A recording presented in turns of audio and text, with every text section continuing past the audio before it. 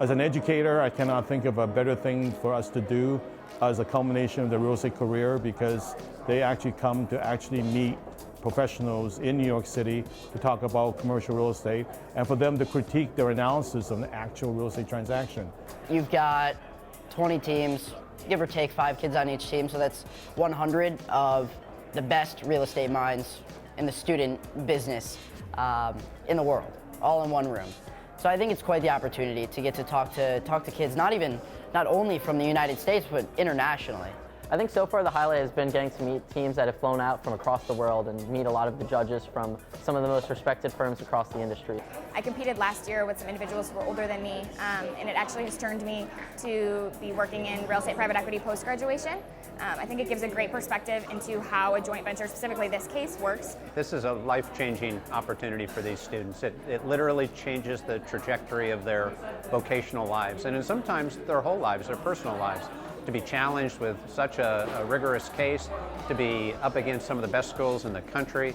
You know, working with 6 young people and seeing how much they learn and how much they gain, and just going from being a bright student to being a knowledgeable, insightful student over the 4 or 5 month period that we work with them on this, and that's fantastic. So you get tremendous feedback from the judges, you get a realistic idea of what it's like to one day present in an investment committee or in a real work situation.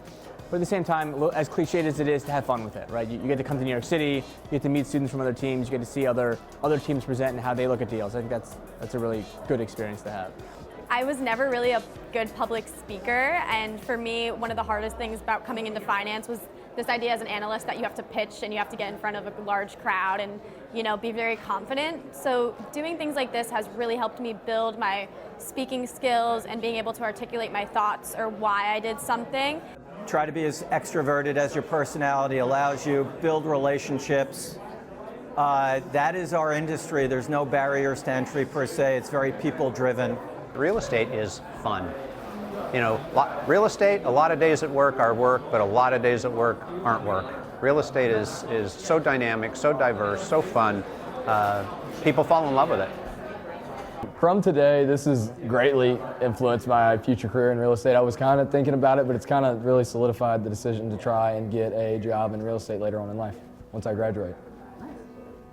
Today's been really exciting for me, mainly just now when I was getting to talk to the people who actually did the deal, hearing, you know, all the intricacies of it, how they structured it, what the behind-the-scenes negotiations was like, and then sort of feeling that window of opportunity for me to actually move into a field and have these kind of careers and have these people who have these, you know, have these roles and succeed in these roles actually tell you did a really good job. And it makes you feel like, you know, one day that's going to be you too, and potentially, you know, from New Zealand coming into a world like, you know, New York, and think that, you know, you can actually make it here, and maybe that's not as far away as you think.